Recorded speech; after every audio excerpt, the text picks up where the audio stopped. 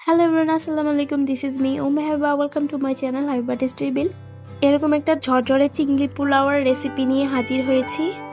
এটা দেখতে যেমন সুন্দর, খেতেও কিন্তু খুবই মজা আর রান্না হয় অল্প সময়ে। চলুন রেসিপিটা শুরু করি। এখানে আমি নিয়ে নিয়েছি 250 গ্রামের মতো চিংড়ি মাছ। আমি চিংড়ি মাছগুলো আগেই কেটে বেছে ধুয়ে পরিষ্কার করে নিয়েছি। এখন সামান্য একটু লবণ দিয়ে কয়েক সেকেন্ডের মতো ভেজে নিচ্ছি, যতক্ষণ না চিংড়ি মাছের কালারটা চেঞ্জ হয় ঠিক ততক্ষণ। আমার চিংড়ি মাছগুলো ভাজা শেষ, এখন আমি এগুলোকে তুলে নিব। চিংড়ি মাছগুলো তুলে নেওয়া হয়ে গেলে ওই একই প্যানে আমি দিয়ে দিব হাফ কাপের মতো পেঁয়াজ কুচি। পেঁয়াজগুলো একটু সফট হওয়া পর্যন্ত ভেজে নিব। তারপর দিব 1 টেবিল চামচের মতো রসুন বাটা, 1 টেবিল চামচ আদা বাটা, 1 টেবিল চামচের মতো জিরার গুঁড়া দিয়ে ভালো করে নেড়েচেড়ে মিশিয়ে নিব। তারপর অ্যাড করব লাল মরিচের গুঁড়া স্বাদ মতো, আমি 1 টেবিল চামচের মতো ব্যবহার করেছি। দিয়ে দিব স্বাদ মতো লবণ। এগুলো দিয়ে ভালো করে একবার মিশিয়ে নিব।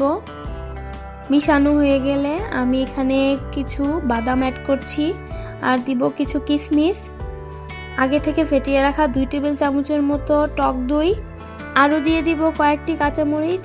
আর এই সবগুলোকে একসাথে ভালো করে মিশিয়ে কিছুক্ষণের জন্য কষিয়ে নিব। আর এগুলো ভালো করে কষানো হয়ে গেলে দিয়ে দিব আগে থেকে ভেজে রাখা চিংড়ি মাছগুলো দিয়ে ভালো করে মশলাটার সাথে মিশিয়ে নিব।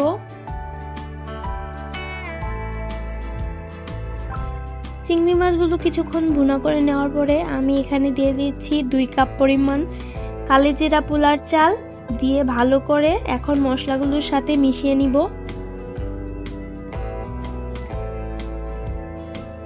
কিছুক্ষণ মিশানোর পর চালটা যখন ভাজা ভাজা হয়ে কিছুটা ঝরঝরে হয়ে আসবে, তখন আমি এর মধ্যে দিয়ে দিব কুসুম গরম পানি। আমি এখানে দিয়েছি 3 কাপের মতো পানি। আমার চালের অনুপাতে 1 কাপ চালের জন্য 2 কাপ পানি ব্যবহার করা হয়। আমি যেহেতু চালটা আগে থেকে ভিজিয়ে রাখিনি, শুধু ধুয়ে পানি ঝরিয়ে রেখেছি। আর দিচ্ছি 1 কাপ পরিমাণ নারকেলের দুধ। এখানে নারকেলের দুধটা ব্যবহার করলে চিংড়ি পোলাওর ফ্লেভারটা খুব ভালো আসে।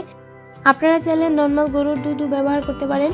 এখন আমি ঢাকনা দিয়ে কিছুক্ষণ রান্না করে নিব।